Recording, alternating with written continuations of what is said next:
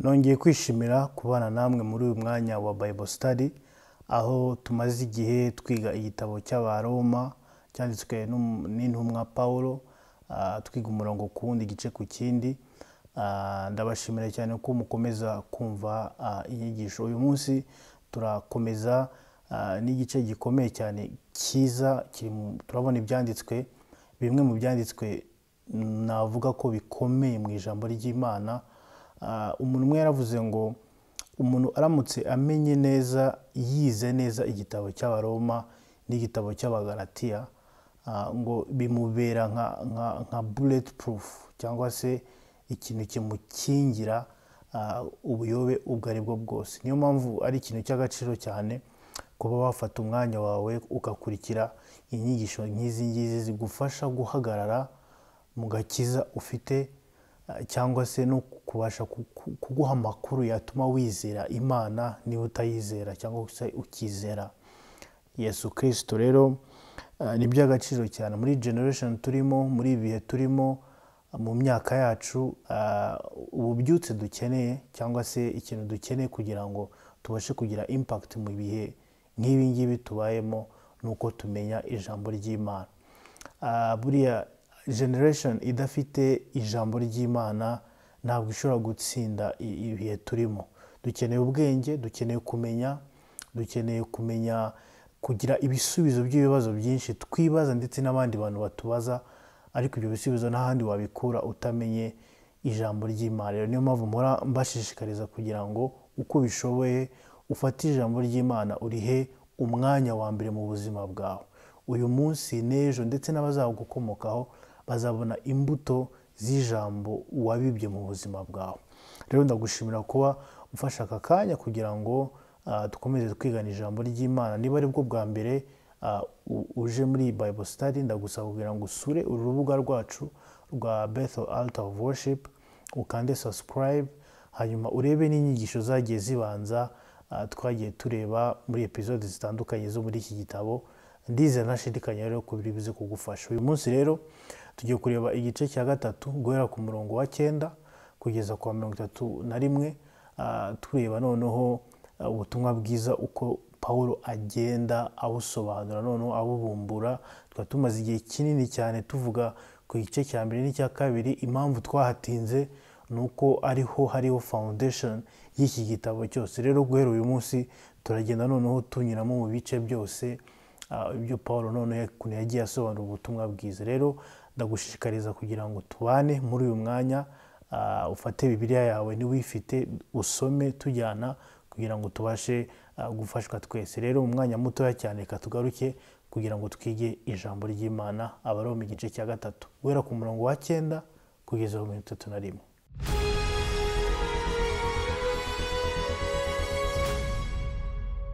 Ubutumwa bwiza nk'uko nagiye mbuvuga mu mavideo yatambutse, nuko ubutumwa bwiza akenshi ntabwo twabuha agaciro tutabaje kumenya ubutumwa butari bwiza, cyangwa se aya makuru mabi, cyangwa se iyo nkuru mbi igaragaza ko umuntu atishoboye.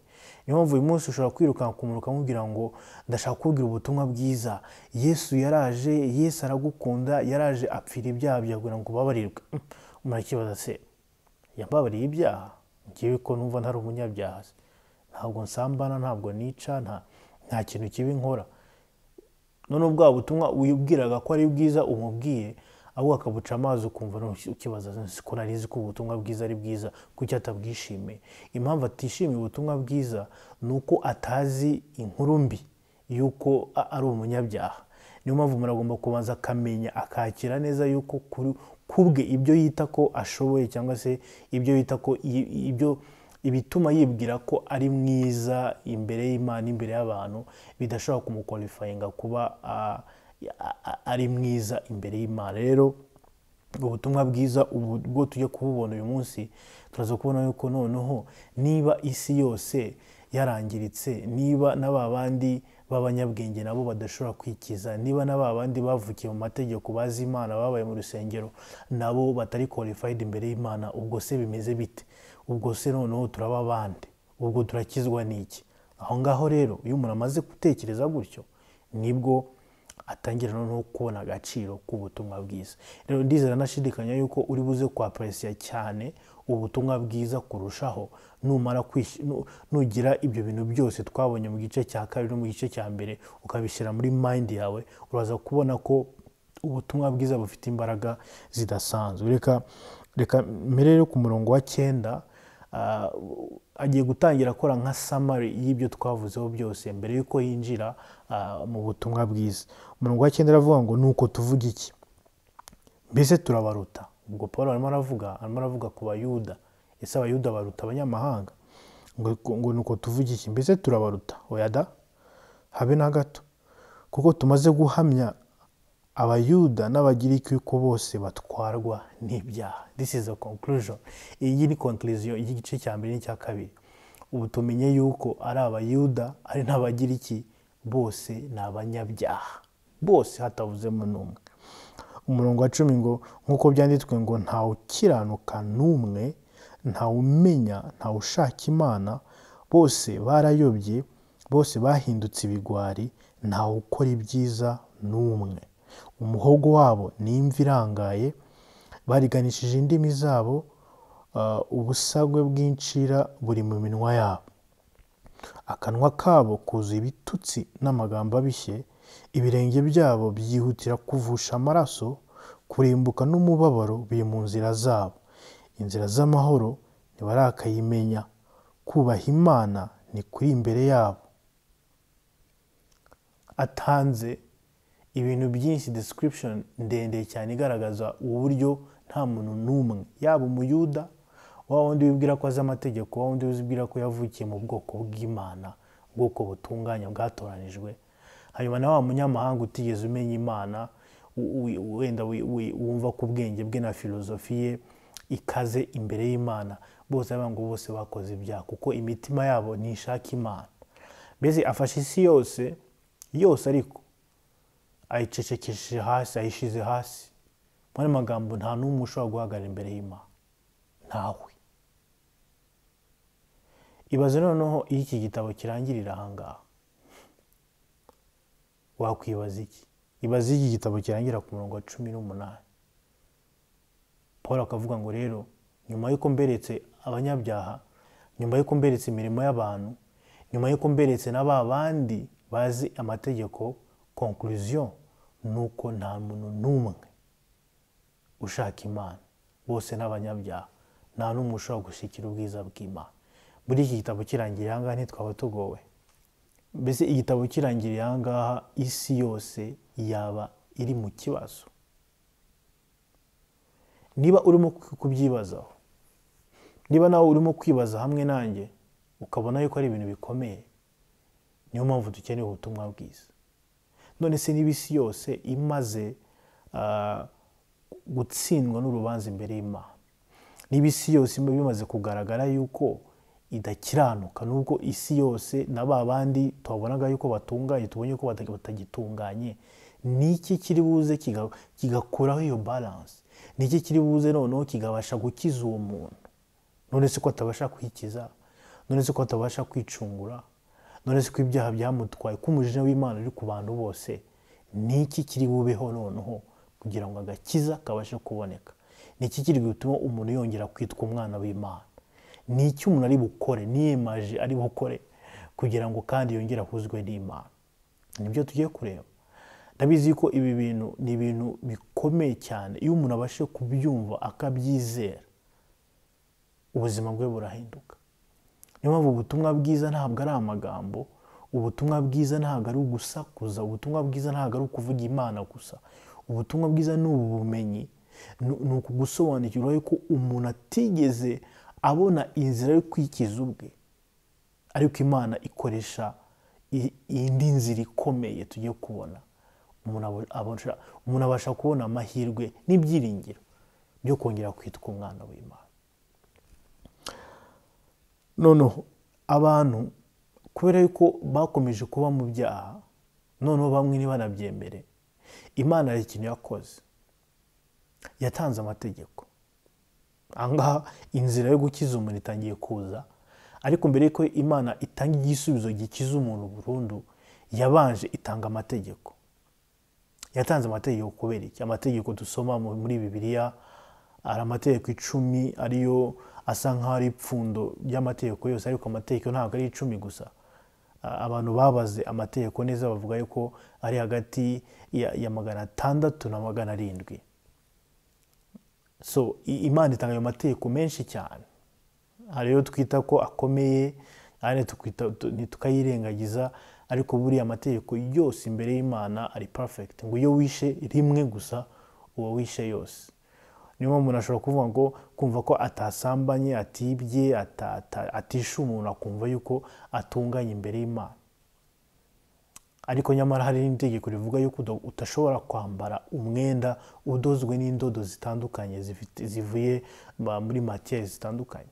Niyo ngo ushobora kutica, ariko wakwambara uwo mwenda udozwe n'indodo zitandukanye ukaba wishe umuntu, wasambanye, w'ibyo byose wabikoze. Rero amategeko kuki Imana yayatanze noneho? Niba abantu yasanze ari abanyabyaha kandi bose badashobora kwikiza, kuki yatanze amategeko? Umurongo wa 19 ngo tuzi yuko ibyo amategeko avuga byose abibwira abatwarwa nayo, kugira ngo akanwa kose kazibwe, kandi abari mu isi bose batsindirwe n'urubanza imbere y'Imana. Kuko imbere yayo ari nta muntu uzatsindishirizwa n'imirimo itegetswe n'amategeko, kuko amategeko ariyo amenyekanisha icyaha. Bumwe mu buryo butuma umuntu asobanukirwa ubutumwa bwiza neza ni uko abanza akamenya akamaro k'amategeko. Buriya abantu benshi ntibaramenya icyo amategeko amaze, cyangwa se impamvu Imana yazaye amategeko. Bamwe bibwira yuko Imana yageze igihe ibona yuko yakoze ikosa ryo gutanga amategeko, irangije ihita yirengagiza izana Yesu. Abandi bumva yuko amategeko nubwo Yesu yaje, ariko tuyoborwa n'Imana, ariko tuguma no kuyoborwa n'amategeko byose, kuko byose byavuye ku Mana. Iyo confusion rero iba mu bantu, aho abantu batamenya place y'amategeko mu ijambo ry'Imana, cyangwa se intego y'amategeko n'impamvu Imana yatanze amategeko. Ibyo nibyo bituma abantu badasobanukirwa imbaraga z'ubutumwa bwiza, bigatuma rero n'agakiza kabo bakabamo bashidikanya, bajegajega, badashobora no gusobanura ibintu byinshi. Kubera iki? Kuko iyo utaramenya neza guplasa amategeko nk'uko Imana yayashyizeho, birakugora cyane gusobanura ibintu byinshi. Hano ku murongo wa 19 na 20 Pawulo avuze ibintu bitandukanye bikeya bigaragaza intego y'amategeko. Umurongo wa 19 yavuze ngo tuzi ko ibyo amategeko avuga byose abibwira abatwarwa nayo, kugira ngo akanwa kose kazibwe. Ngo amategeko yatanze kugira ngo akanwa kose kazibwe. Niba mwibuka neza tukiri abana, hari ukuntu wakoraga amakosa, ukiba nk'isukari cyangwa ugakora ikosa iryo ari ryo ryose, noneho umubyeyi bagahita gufatira muri iryo kosa. Niba wagiye gukina ukiyanduza, yakubuje kwiyanduza, akagufata wuzuye ibyondo. Niba wagiye kwiba isukari mu gikoni, akagufata nyine neza ufashe isukari mu ntoki. Noneho ukuntu umubyeyi yagusangaga yagufatiraga mu ikosa, agahita kubaza, ninde wakubwiye gukora ibyo ngibyo? Uri mu biki? Ibyo ni ibiki urimo? Mu by'ukuri kuri njyewe naburaga ikintu cyo gusubiza, nahitaga nceceka, akanwa nkakaziba neza. Kubera iki? Nafashwe, icyaha cyampamye, nta bisobanuro mfite. Niba nagiye kwiyanduza, imyenda yanjye bigaragaza ko nanduye, ndasobanura iki? Ndavuga ngo ntabwo ari byo. Mbese nahitaga nceceka. Ngo ikintu, intego y'amategeko, impamvu Imana yatanze amategeko, si ukugira ngo abantu bahinduke babe beza.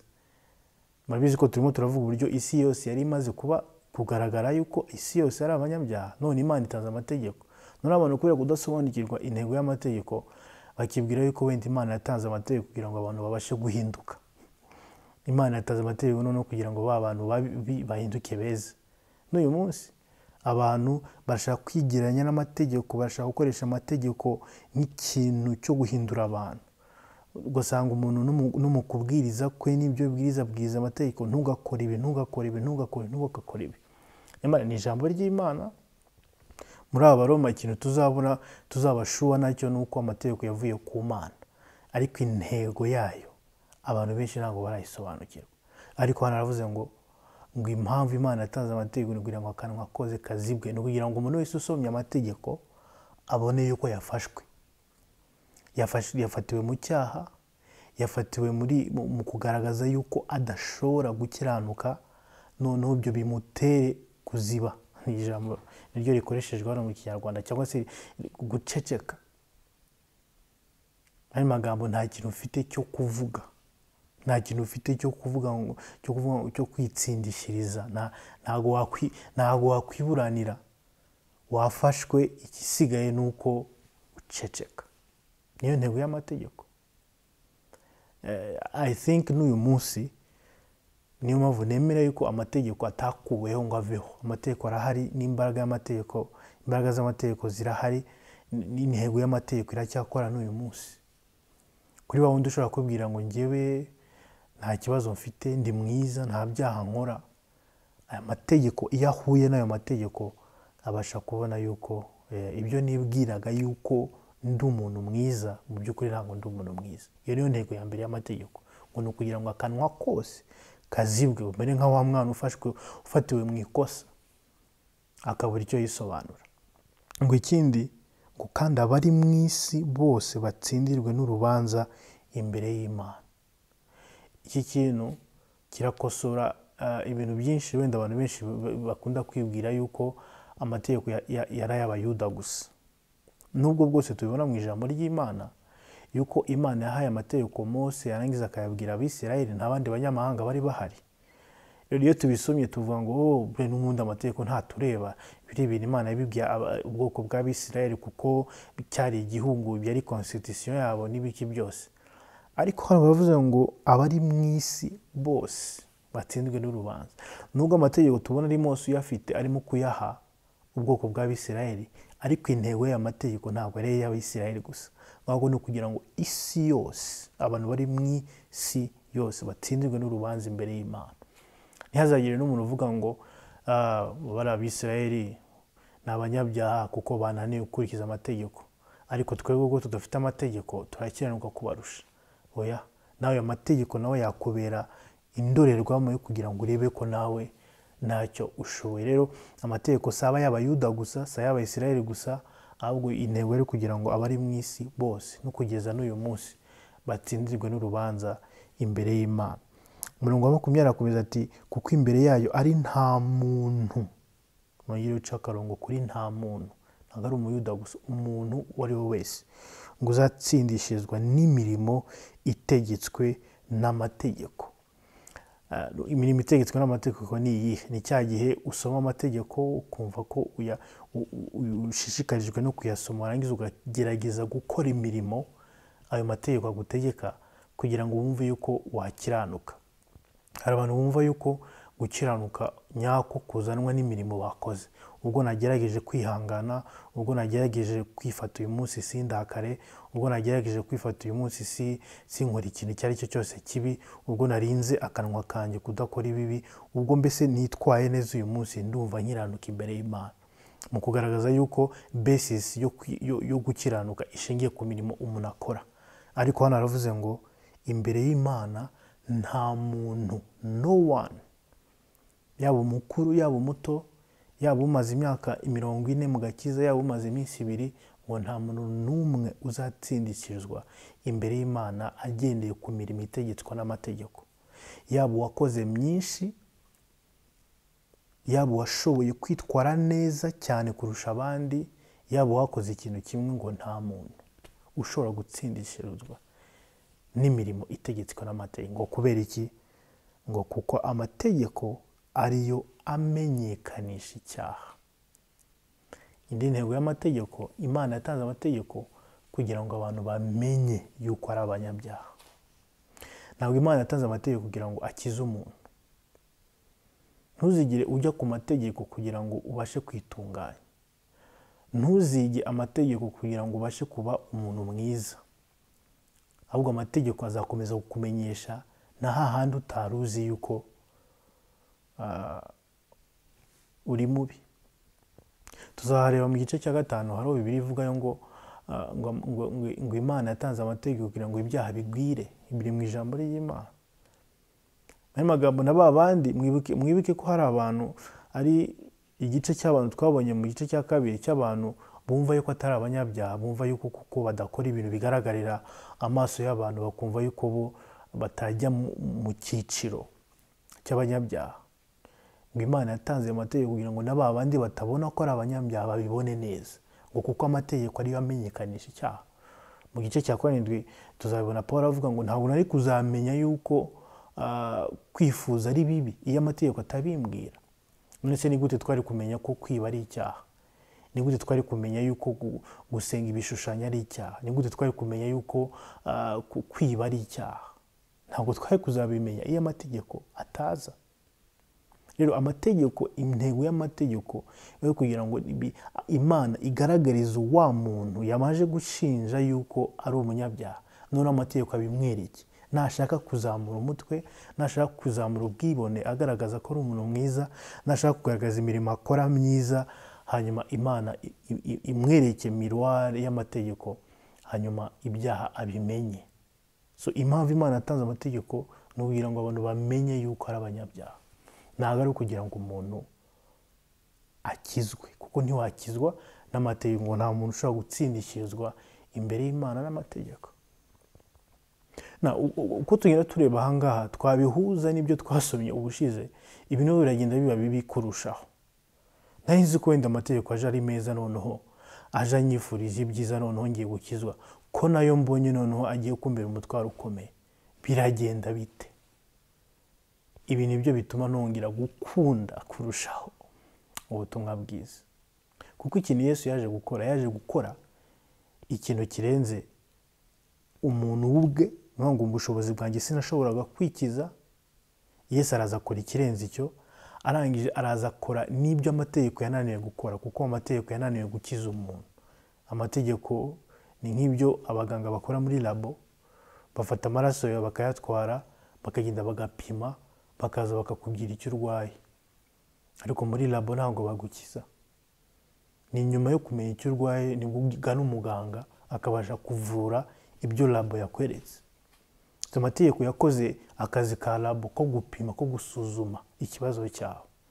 Ariko nyuma yo kumenya ikibazo cyawe yuko uri umunyabyaha, yuko wavutse muri line ya Adamu, wavutse utandukanywe n'Imana, ubwo umaze kumenya ibyo bisubizo bya labo, ukeneye rero umuganga. Rero Yesu yaje kuba umuganga. Niyo mpamvu Yesu ntigeze aza kugira ngo yongere ahishure ibyaha bindi bitandukanye. Amategeko yakoze a perfect job. Niyo mpamvu igihe Yesu yari mu isi, abafarisayo ntibamwumvaga, ko babonaga ahorana n'abanyabyaha, agahorana n'abakoresha b'ikoro, bakibaza se uyu muntu yita ko ari umuntu uvuye ku Mana kandi ahorana n'abanyabyaha, aribo bajama be agendana nabo. Yesu arababwira ngo ariko umurwayi niwe ukenera umuganga, umuntu umeze neza ntabwo akenera umuganga. Umuganga yavugaga ninde? Yari we. Umurwayi yavugaga ninde? Ni umunyabyaha. So Yesu ubwe yiyise umuganga ufata bya bipimo byamaze gupimwa muri labo y'amategeko, bigaragaza uko umuntu adashobora gutsindishirizwa n'imirimo ye, hanyuma niwe wenyine ufite ubushobozi bwo kuvura umutima w'uwo muntu, akabasha kumukorera operasiyo, akamukuramo uwo mutima, akabasha kumuhindura by'iteka. Niyo mpamvu agakiza ni umurimo w'Imana, ni umurimo wa Kristo, nta kintu na kimwe. Icyama ibi bintu bikatwigisha uburyo tudashoboye kwikiza.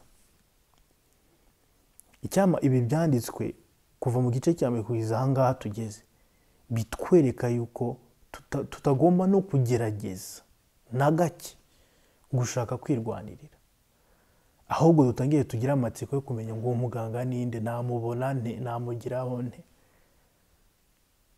Ibaze wagiye kwa muganga, bamara kukwereka ikibazo ufite, bakakubwira ko ufite kanseri cyangwa diabete, ugahita wirukanka ukivuga ngo reka njye kwikiza. Ntabwo ufite ubushobozi bwo kwikiza. Icyo washoboye gukora kugeza washoboye kurwara, you did a great job yo kurwara, ariko ntabwo ushobora kwikiza. Iyo umuntu amaze kumenya kubona ibisubizo bya diagnosis y'indwara ye, ikintu cya mbere kimuza ku mutima no kugira ngo ashake kumenya uwo muganga ari hehe kugira ngo abashe kumvura.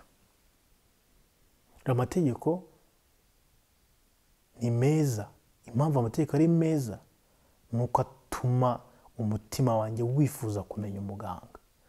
Nuko nyuma yo kumbwira yuko meze nabi, yo kumbwira yuko ndi umunyantege nke, yo kumbwira ko ndi umunyabyaha, umutima wanjye utangira kwibaza noneho nakizwa nande. Ushobora kuba unkurikira wari umaze igihe kinini cyane ugerageza gushaka kwihindura no kuba umuntu mwiza, ukomeza gupromisinga umutima wawe yuko noneho uyu munsi ndaba mwiza, uyu munsi ntabwo ndi gusubire muri cya kintu, ariko ukongera ukacyisangamo. Ushobora kuba waragerageje rwose mu buzima bwawe kugendera ku murongo ku wundi ushaka gukiranukira Imana, ariko ku munota wanyu wabikanga. Kandi uko ugerageje gushaka guhinduka no kuba mwiza mu mbaraga zawe, iyo utsinzwe gato usubira inyuma, emotions zawe zikorwaho cyane ku buryo no kongera kwigarura byanga. Abantu benshi bavuye mu byo gusenga, abantu benshi basubiye inyuma nk'uko tubyita, byatewe n'uko bacitse intege, yuko ibyo bagerageje kugenderamo byose byabananiye. Uzaho ikosa ryabereye ni uko nyuma yo kumenya ko udashoboye, amaso yawe yashiraga kuri wowe cyo kwibaza ngo se ndakora iki, aho kugira ngo wibaze ngo ninde nareba ngo abashe kunkiza. Rero hano amategeko bayatweretse ni ukugira ngo akanwa kose kazibwe, ni ukugira ngo abantu bose bo mu isi batsindirwe n'urubanza imbere y'Imana. Nta muntu ushobora gutsindishizwa n'imirimo itegetswe n'amategeko, ngo amategeko ariho kugira ngo amenyekanishe ibyaha.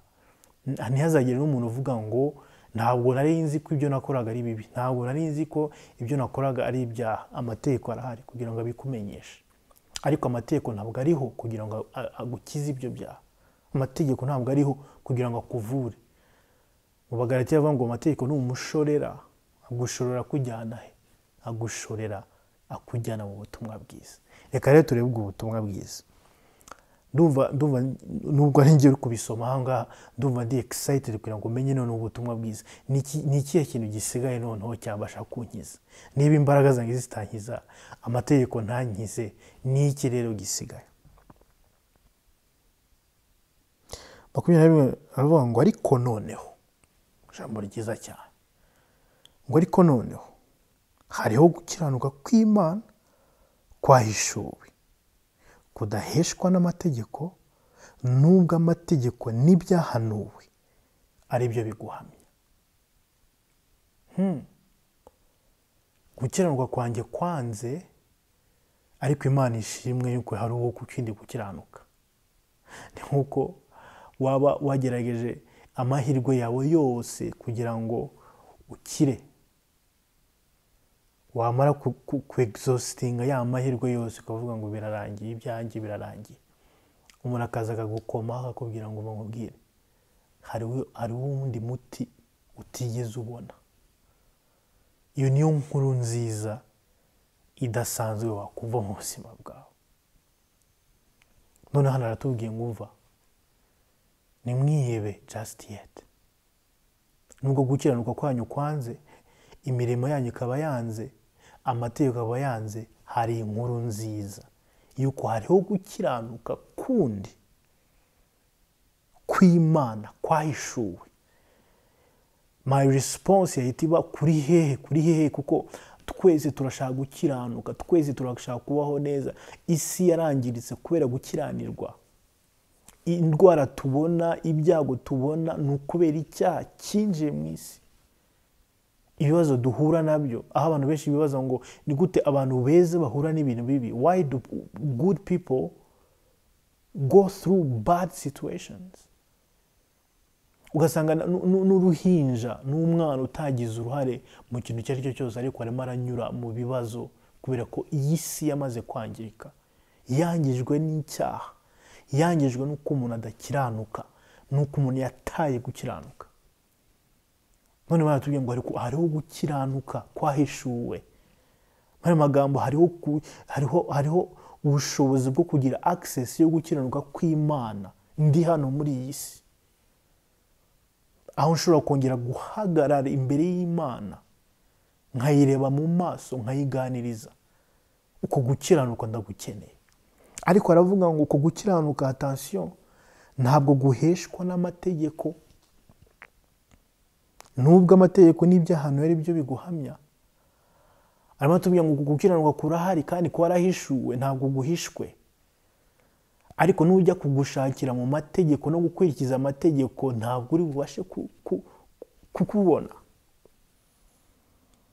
22 rero aravuze ngo niko gukiranuka kw'Imana abizeye bose baheshwa no kwizera Yesu Kristo ari nta tandukaniro. Wow! Uko gukiranuka ngo ukubona ari uko wizeye Yesu Kristo.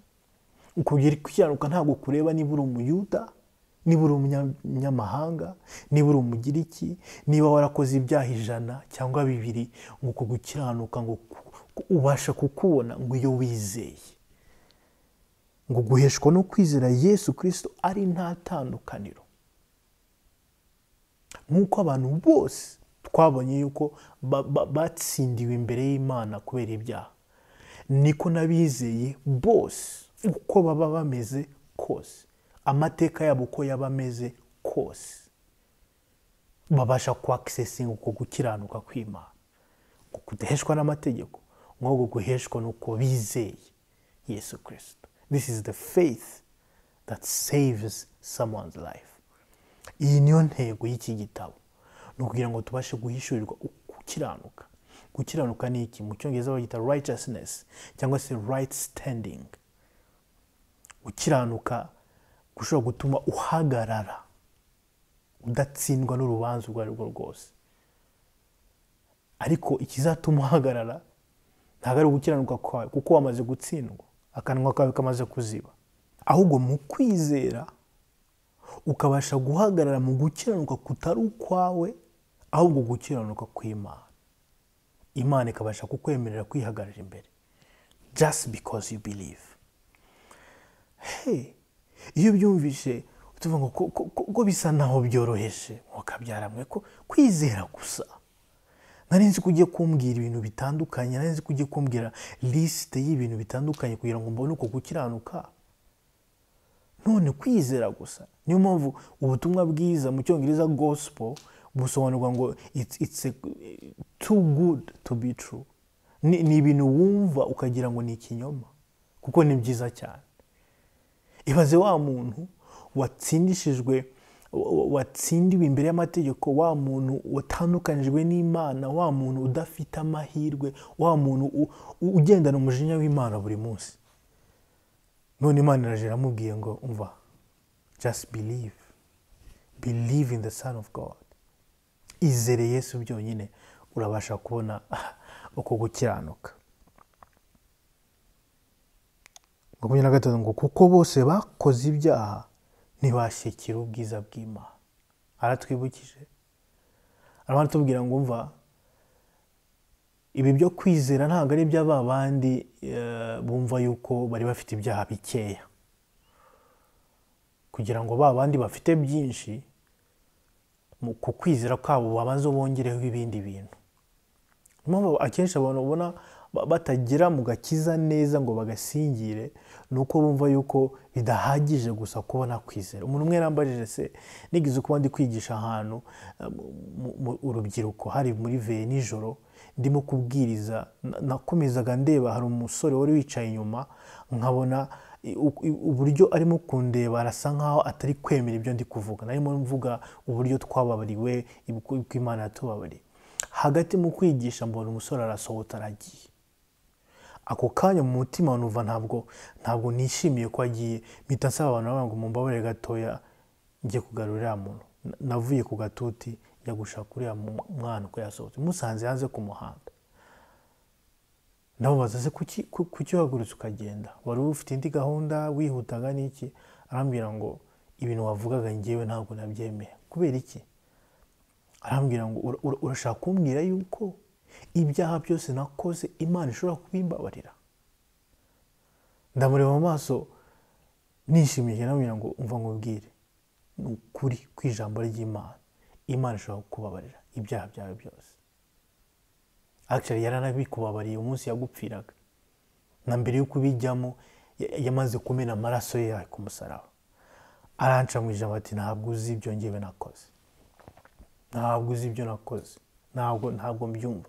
Ndakomeza ndamubwira, ndamusobanurira, musobanurira imbabazi z'Imana, uburyo Imana ishobora kumukiza uretse gusa kumubarira ibyaha, ndetse no kumuha iyo assurance y'uko ibyo byaha byababariwe. Uwo munsi mu muhanda hanze abasha kwizera, yakira Yesu, dusubira mu rusengero. Rero murashaka kwibaza, wenda ba bandi bakuze ari abana beza, hanyuma wenda bakagenda bacumuraho gake, abo ngabo wenda biroroshye ko bakwizera bagenda bakizwa, ariko se ngewe wakoze ibi n'ibi, wabayeho ubuzima bwanjye bwose nkora ibyaha bitandukanye birenze nuko umuntu yabyumva, urambwira gusa ko nanjye nizera ndi bubashe gukira? Wa muntu wabamanywe na Yesu ku musaraba, bamubambye kuko yari igisambo, bamufashe yiba, nta kindi kintu Yesu yigeze amusaba, ntiyigeze amanuka ngo ajye kwibatizwa. Yizeye Yesu ku musaraba gusa. Yesu aramubwira ngo uyu munsi turabana muri paradiso. Ari mu bantu ba mbere binjiye mu ijuru, ba mbere, atarigeze asenga, atarigeze aba mu rusengero, ubuzima bwe bwose yabubaye ari igisambo, ariko umunsi umwe, isegonda rimwe gusa yizeye, abasha kwinjira mu ijuru. Rero hano ku murongo wa 23 ngo kuko bose bakoze ibyaha ntibashikira ubwiza bw'Imana, Pawulo ashaka kwereka ngo nta muntu waba warakoze ibyiza imyaka myinshi, ubundi akaba yarakoze imyaka mikeya gusa ibintu byiza, bose bakoze ibyaha ntibashikira ubwiza bw'Imana. Ari ba bandi bibwira yuko bakoze ibyaha ndenga kamere byinshi ku buryo kwizera konyine kutabakiza, ahubwo kukakiza ba bandi bakoze bikeya gusa bitari byinshi. Ngo bose bakoze ibyaha ntibashikira ubwiza bw'Imana, bose bakoze ibyaha ntibashikira ubwiza bw'Imana. Hangaha bidushize twese kuri linye imwe, bidushize. Niyo mpamvu nta muntu wari ukwiye kwirata ko akiranuka kurusha abandi. Nta muntu wari ukwiye kwiyemera ko we yera, ko akiranuka, ko yumva yarebera abandi akabaciraho iteka. Iri jambo twese ridukubita hasi. Bose bakoze ibyaha ntibashikira ubwiza bw'Imana. Ariko mva inkuru nziza cyakomeza 24 ngo ahubwo batsindishirizwa n'ubuntu bwayo ibibahereye ubusa kubwo gucungurwa kubonerwa muri Yesu Kristo. Ubu ni bwo butumwa bwiza. Imana amaze kubona ko umuntu adashobora kwikiza, itanga inzira y'ubuntu bwayo kugira ngo ibashe kubatsindishiriza, ariko bikora at a cost. Murabona ko agakiza ntabwo ari gusa ibintu Imana yakoze iri mu ijuru igahita tujugunyira agakiza k'ubuntu ati mufate mukizwe, maze kubona ko mutakwikaho ni mufate mukizwe.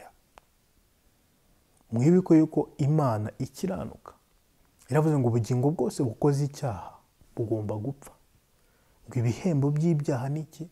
Ni urupfu. So nyuma yuko abantu bamaze kugaragara ko bose ari abanyabyaha n'amategeko akabihamya yuko ari abanyabyaha, icyagomba gukurikiraho kiri juste imbere y'Imana gikiranuka nuko bose bagomba gupfa. Buri Imana idufata twese ikaturimbura ikatumaraho, yari gusigara ari Imana ikiranuka kubera ko ibyo yari kubikoza ibintu bikiranuka. Iyo umuntu bamaze kumushinja icyaha kikamuhama imbere y'amategeko, umucamanza akamukatira akamenya ngo ukatiwe imyaka 20, hari n'ahandi bagikatira abantu igihano cy'urupfu. Iyo babikoze umucamanza ntibamukuraho, umucamanza ntabwo akurwa mu kazi kuko yafunze umuntu, ahubwo abakoze akazi ke neza gukora umucamanza. Imana nayo iyo idukuraho twese ikaturimbura, yari kuba ibaye Imana ikiranuka kubera ko ibihembo by'ibyaha n'urupfu, kuko umujinya wawe ugomba gukora, umujinya wawe urahari kandi uzagaragara. Ariko Imana ifata Yesu rero iramuzana.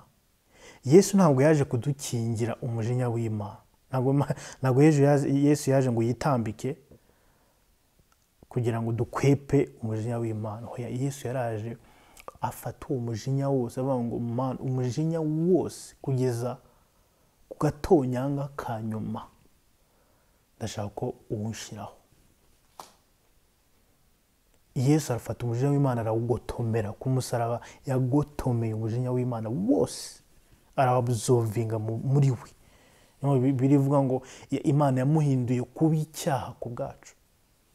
Yafashe ibyaha byanjye, ibyaha byawe, ibyaha by'ababayeho mbere ye n'ibyaha by'abazabaho nyuma ye, byose arabitwara bishyira Imana, iramuhana. Niyo bagakiza twakabonye ku bw'ubuntu, ariko kakostinze Imana umwana wayo. Niyo mpamvu iyo tuvuga ubutumwa bwiza ntabwo ari ibintu byoroshye. Ntabwo ubutumwa bwiza ari ibintu byoroheje. Ushobora kuvuga ngo izo nyigisho z'ubutumwa bwiza, izo nyigisho z'ubuntu nizo gushishikariza abantu gukora ibyaha, nizo gushishikariza abantu kuba mu bunebwe. Come on, iyi niyo solution Imana yabonye ishobora gukiza isi yose, kuko yakostinze ubuzima bw'umwana wa Yesu Kristo. Iyo tuvuga ubuntu, twebwe turanezerwa kuko twahawe agakiza mu cyimbo cy'umujinya. Ariko iyo twebwe turi guselebura ubuntu bw'Imana, Imana yibuka yuko umwana wayo yababajwe, yanyuze mu bintu atagombaga kunyuramo kugira ngo tubone agakiza. Hanyuma Yesu afata umujinya, akwitwa n'Imana, igihano kiduhesha amahoro kijya kuri we, kugira ngo nitumwizera tubashe gutsindishirizwa. Ijambo gutsindishirizwa bisobanuye kubarwa nk'aho utigeze ukora icyaha cyangwa se kwitwa umwere. Mu magambo, twebwe twari abanyabyaha mu bice bya mbere byabanje, kubera ko twizeye Yesu, Imana ikatureba ikavuga ngo uri umwere. Ndi umwere, nakoze iki? Ndi umwere ko ntigeze nitunganya. Ndi umwere gute ko ntigeze nitunganya? Oya, uri umwere kuko wizeye ko Yesu yagupfiriye. Ikintu kizatuma twinjira mu ijuru tukajyayo tukabana n'Imana, si uko twitunganyije bishoboka, si uko twiyejeje bihagije, ni uko twizeye Yesu kandi dukomeza kumwizera. N'igihe cyose duhuye n'intege nke muri iyi si dukomeza kwizera. Igituma duhagarara ni uko we are hanging on our faith in God. Pawulo yaravuze ngo nabambanywe na Kristo ariko ndiho, nyamara si jye uriho, ahubwo ni Kristo uriho muri njye. Arakomeza avuga ngo n'ubuzima mbayeho muri iyi si, muri uyu mubiri, ngo mbeshejweho no kwizera umwana w'Imana wankunze akanyitangira. So I live in this life ntarebeye kuri njyewe. Ikintu cyatuma kubaho kwanjye no kugendana n'Imana kwanjye gukomeza kugira ubuzima, nuko nkomeza guhenginga mu kwizera umwana wampfiriye. Kuko iyo atampfira, iyo adatanga ubuzima bwe ku bwanjye, nta buzima nari kuba mfite. Nta kindi kintu cyampagarika imbere y'Imana usibye guhagara mu izina rya Yesu. Niyo mpamvu Yesu yatugeraga inama akatubwira ngo nimujya gusenga muzenge mu izina ryanjye, kuko izina ryanyu imbere y'Imana ntiri countinga. Your name doesn't count. Your name is sin. Ariko iyo wizeye Yesu, uba uvuze ngo ndekeye aho kwirwanirira, ndekeye aho gushakisha gukiranuka mu mbaraga zanyu, ndashaka kwizera wa wundi wabikoze, hanyuma Imana ikakubaraho gukiranuka kwa Kristo. Haleluya. Ngo niwe Imana yashyizeho kuba impongano y'uwizera amaraso ye, kugira ngo yerekane gukiranuka kwayo kwayiteye kwirengagiza ibyaha byakozwe mbere y'icyo gihe, ubwo Imana yabyihanganiraga. Kandi yabikoreye kugira ngo no muri iki gihe turimo yerekane gukiranuka kwayo, ngo ibikiranuka kandi itsindishiriza uwizeye wese. Ubutumwa bwiza bwatangiye kugaragara, ariko hari amagambo arimo kugenda agaruka. Yesu Kristo, igitambo cye, ariko nanone ku ruhande rwacu hakazaho kwizera, kuko kwizera nirwo rufunguzo rukwinjiza mu butumwa bwiza no muri ako gakiza.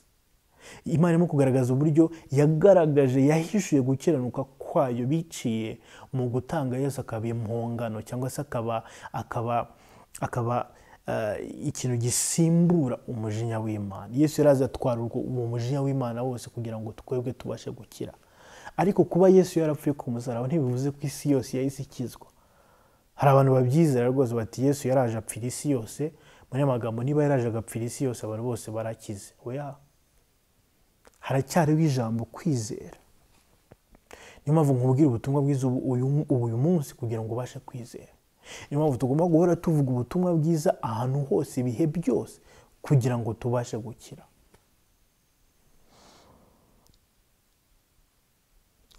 Ariko ku murongo wa 24 barakomeza ngo none se twakwiratiye nyuma yo kubona yuko noneho tudashobora kwikiza, Imana itanza Yesu kugira ngo abari udukiza, twakwiratiye? Ngaho mbwira icyo twakwirata. Arasubije ati ntacyo. Nayahe mategeko yabitubujije? Nay'imirimo? Reka da. Ahubwo twabibujijwe n'amategeko yo kwizera. Ikintu gituma tutirata, iyo tuza kuba dukurikiza amategeko tukayashobora. Iyo nza kuba ndeba amategeko yose uko ari 100, 600, 700 yose nkayakurikiza, naba mfite impamvu yo kwirata no kwiyemera. Ariko aravuze ngo imirimo yategetswe n'amategeko ntabwo ariyo itubuza kwirata, ngo ahubwo tumaze kumenya yuko Imana yahinduye system yo gukira no gukizwa, ko dukizwa kubwo kwizera gusa, kwirata kwacu kwita kuba eliminated. Niyo mpamvu umuntu wari wose uzi ubutumwa bwiza wasobanukiwe ukuri ntabwo ajya yiyemera, ntabwo yirata imirimo ye, kuko ahora yibuka yuko ari uwari we kubera yuko Imana ariyo yabikoze kubwo kwizera. Paulo yaravuze ngo nduwo ndiwe kubw'ubuntu bw'Imana. I am who I am by the grace of God. So navuga ngo rero nta kintu mfite cyo kwirata, ahubwo mpora ndata Kristo. Biravuga ngo wirata yirate kwa Imana. Iyi niyo mbuto y'ubutumwa bwiza. Abantu bagira ngo kumenya ubuntu bw'Imana bituma bajya mu byaha, ahubwo kutabumenya nibyo bikurimbura. Kuko iyo wamenye ubutumwa bwiza, ikintu cya mbere iyo wamenye ubuntu bw'Imana, what comes into your heart no kuvuga ngo nta kintu mfite cyo kwirata, birarangiye. Ahubwo nzahora nirata wa wundi wancunguye, wankuye mu isoni akankura mu mujinya w'Imana. Paulo yabwiye Abatesalonika arababwira ngo Imana ntiyabahamagariye umujinya, ahubwo yabahamagariye agakiza. God has called you for salvation, not for wrath. Ariko biragusaba ko wemera ubutumwa bwiza ukabwakira. Bishobora kuba bitandukanye n'ibyo wize, ko izi nyigisho ubutumwa bwiza ntabwo ari ubw'abanyabyaha gusa. Nabayeho imyaka myinshi nkijijwe ndi umwana w'Imana ariko ntazi ubutumwa bwiza. Iyo myaka yabaye imyaka yo kuruha, yabaye imyaka yo kugerageza gukiranuka mu mbaraga zanyu, mu masengesho yanyu, mu kwiriza kwanjye, mu gukora imirimo itandukanye, ariko bikarangira ndi frustrated. Ariko umunsi namenye ukuri yuko Kristo yakoze umurimo urenze, yamaze gusatisfying Imana, hanyuma uburyo bwanyu bwo kunezeza Imana no kwizera Yesu. Biravuga ngo udafite kwizera ntibishoboka ko yayinezeza. Muri magambo ibyo nakora byose ntafite kwizera sinshobora kunezeza Imana. Kwiriza ni byiza, gusenga ni byiza, kujya mu biterane ni byiza, kubwiriza ni byiza. Ibyo byose kugira ngo mbashe kunezeza Imana nuko ngomba kubikora bikoreye mu kwizera. So nta kintu cyo kwirata gihari. One of the things that humbles our hearts ni ukumenya ubu buntu bw'Imana, ni ukumenya ubu butumwa bw'Imana. Umutima uca bugufi, ugahora ureba Imana, ugahora uyiramya, uyishimira yuko yagukijije itagendeye ku mirimo yawe. Ahubwo noneho nyuma watangira no kuyikorera. Ntuyikorere kugira ngo uyimpressione cyangwa witsindishirize, ukayikora just because you are grateful in your heart. 18 ngo kuko duhamije yuko umuntu atsindishijwe no kwizera atari imirimo itegetswe n'amategeko. Mbese Imana ni y'Abayuda bonyine? Si y'abanyamahanga nabo? Ni y'abanyamahanga nabo. Hano bibise bigaragara kuko Imana icyo yashizeho, noneho amategeko y'agakiza yamaze kujya ku bantu bose. Noneho ubu ngubu aho bigeze ntabwo uri ubwoko bw'Imana kuko witwa uri umuyuda, ntabwo uri umwana w'Imana kuko wavuye mu Bayisiraheli. Ni uwizera wese, uwizera wese ahinduka umwana w'Imana. Change yabaye, game yahindutse. Yesu yaraje ahindura game. Waba uri umunyamahanga, waba uri umwisirayeli, icyo ukeneye kugira ngo witwe umwana w'Imana nuko wizera Yesu. Yesu yaravuze ngo ni njyewe nzira, ukuri n'ubugingo, ntawe ujya kwa Data ntamujyanye. Ngo kandi ubwo Imana ari imwe izatsindishirizwa abakebwe kubwo kwizera, n'abatakebwe nabo izabatsindishiriza kubwo kwizera. Abakebwe ni bande? Ni Abayuda. Abatarakebwe ni bande? Ni twebwe abanyamahanga. Ngo rero niba bigaragaye yuko abakebwe bazatsindishirizwa no kwizera, n'abatarakebwe nabo bazatsindishwa no kwizera. Kwizera guhindutse inzira nshya y'agakiza, ntabwo ari imirimo itegetswe n'amategeko. Kwizera. Mu cyumweru gitaha tuzareba igice cya 4, tureba noneho kwizera mu buryo bwimbitse, uburyo ukwizera kubasha guhindura ubuzima bw'umuntu. Ariko uyu munsi umenye yuko igisubizo Imana yatanze si amategeko. Amategeko yaje kugira ngo akwereke ko uri umunyabyaha, ariko noneho Imana itanga Yesu Kristo apfira ibyaha byawe, yakira wa mujinya wose w'Imana kugira ngo numwizera ubashe kurenga umujinya w'Imana, ntuzongere kukubarwaho. Narangije ku murongo wa nyuma avuga ngo mbese duhinduze ubusa amategeko kwizera? Ngo ntibikabeho, ngo ahubwo turayakomeza. Nawe ushobora kwibaza kuvuga ngo none se niba amategeko y'Imana yarayatanze ntabashe guhindura ubuzima bw'umuntu, hanyuma ikazana Yesu, ubwo utangiye kuvuga kwizera, ni ukuvuga ngo ya mategeko ahindutse nil, ntabwo ifite agaciro.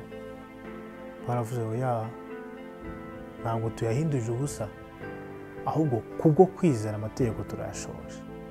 Muri magambo, iyo wizeye Yesu nk'umwami n'umukiza wawe, Imana ntabwo igusubiza ngo ikubwire ngo ni byiza ko wizera ariko usubire ujye gukurikiza amategeko. Oya, imbere y'Imana ugusohoje amategeko yose.